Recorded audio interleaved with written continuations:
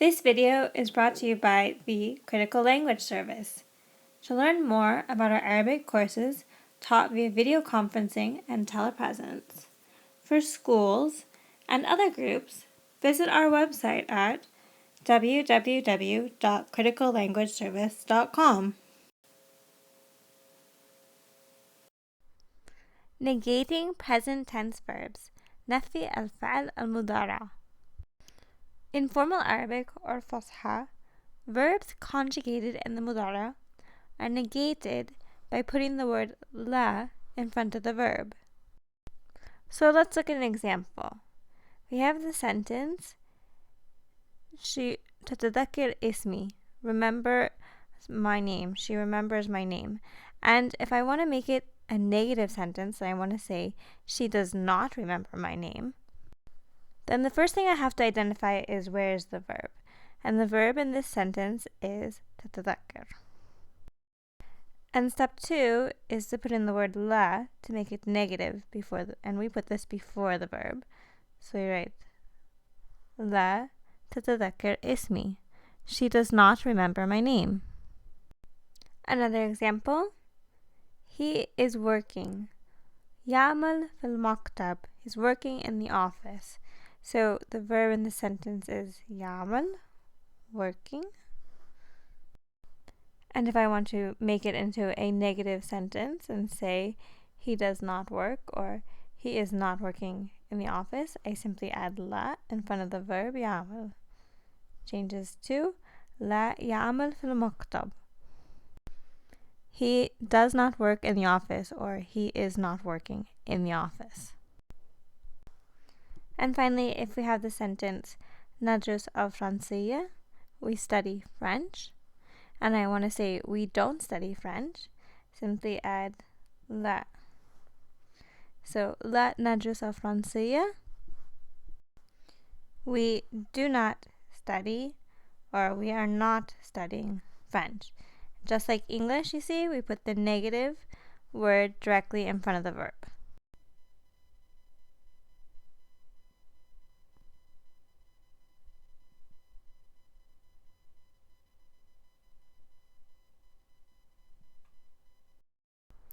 Negative yes, no questions in formal Arabic.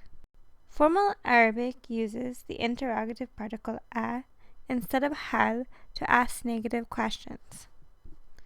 The question mark will help you to recognize a when you see it. Let's look at some examples. So if I want to ask, don't you remember? So we start with the base, you remember. تتذكرون اسمي? You remember my name? As you've learned before, in spoken Arabic, you could simply say لا تتذكرون اسمي? And based on the tone of your voice, the person would know that you're asking them a question. Do you remember my name? But in formal Arabic, voice inflection's not enough, or if it's written, you wouldn't be able to tell. So we add a in front of the la. So it becomes ألا تتذكرون اسمي? Don't you remember my name? Let's look at another example. We have the statement, you know the new clerk. تعرف الموظف الجديد.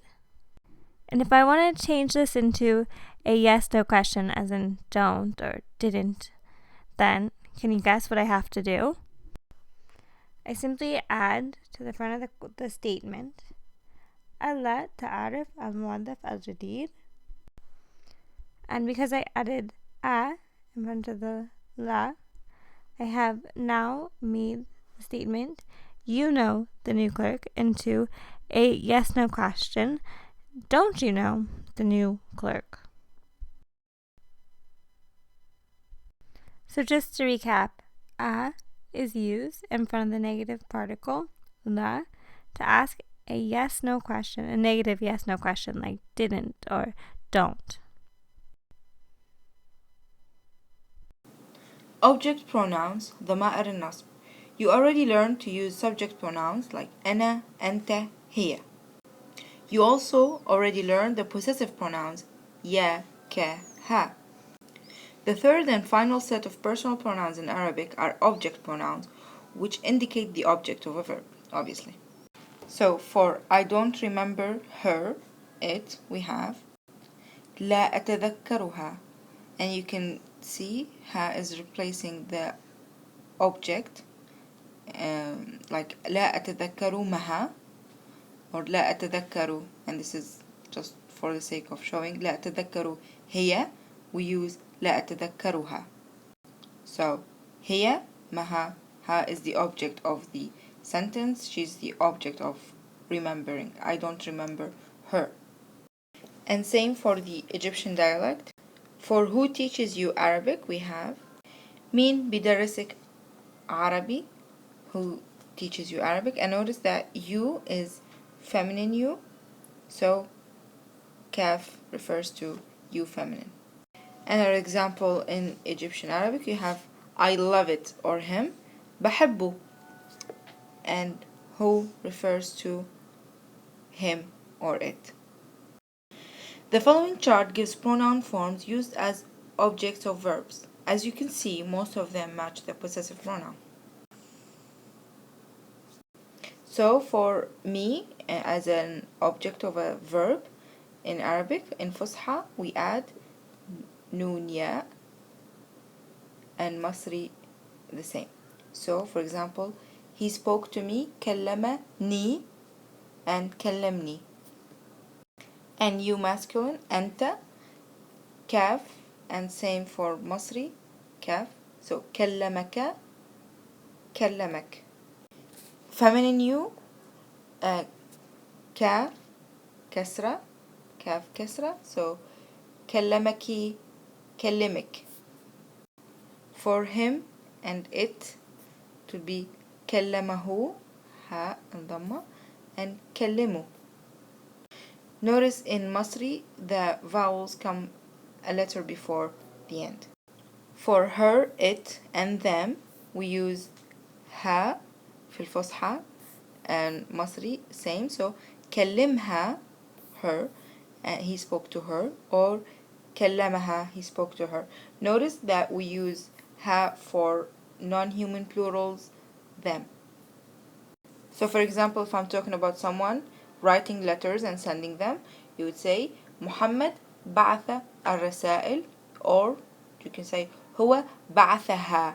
Notice how رسائل is non-human and it's plural, so in English you would replace them with them. And in Arabic, the object pronoun for them is ha, ha alif. For us, we add nun alif in Masri and in Fusha, so كلمنا and كلمنا. For you plural, we have kum and ku in Masri. So for example, you can say صديقي سلم عليكم, he said hi, يسلم, to greet.